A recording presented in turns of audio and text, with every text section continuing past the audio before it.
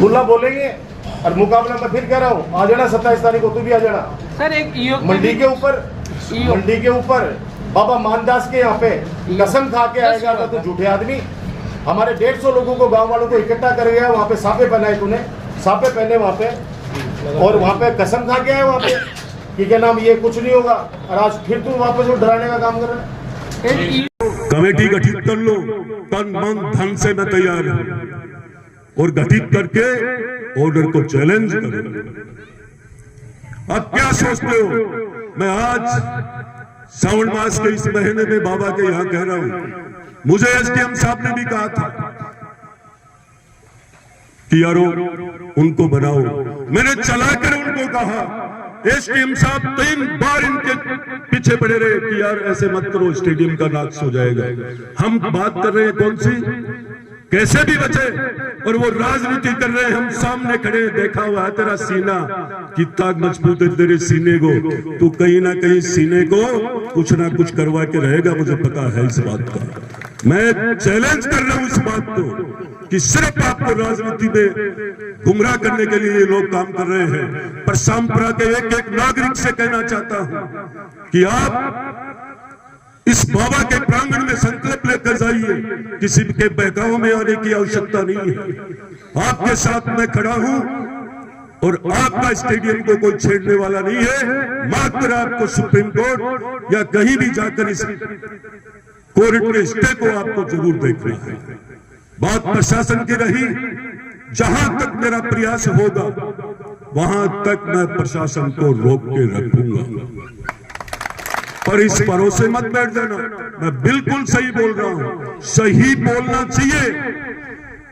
अधिकारी के ऊपर हाई कोर्ट में जब जाकर खड़ा होता है, माननीय उच्च न्यायालय में जब पूछते हैं क्यों नहीं तोड़ा, जब वो नहीं बोलेंगे, मेरे को विधायक जी ने मना कर दिया था, पिंडी कब कपाती है वहां पे, तो आपको इस रास्ते को जरूर चुनना चाहिए, जिससे हमारा स्टेडियम बचे और हमारी आज की हुई मीटिंग सफल हो।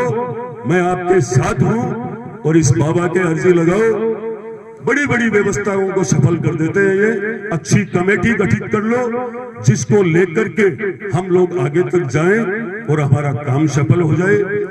आप लोगों ने मुझे बुलाकर जो प्रेम दिया, और सबसे बड़ा तो मैं धन्यवाद ये देता हूं कि आपने जगह बहुत शानदार चुनी है, जहां ऐसे संत तपस्वी ने इनकी, मेरे नौजवान साथियों को इनके बारे में बहुत कम ध्यान होगा।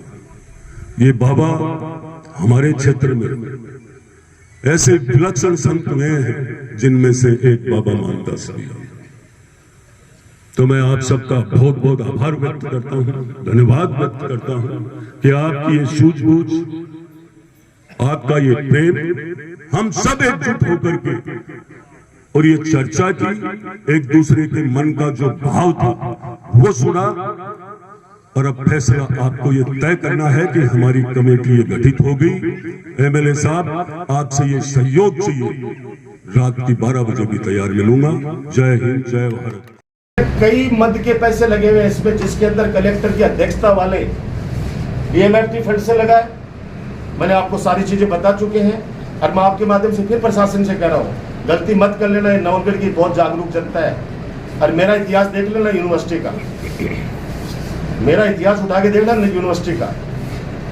मैं साफ शब्दों में कह रहा हूँ कि ठीक है, हम लोग शरीफ है, शराफत रखते हैं, लेकिन शराफत का आप लोग कमजोरी मत समझने की गलती मत कर लेना।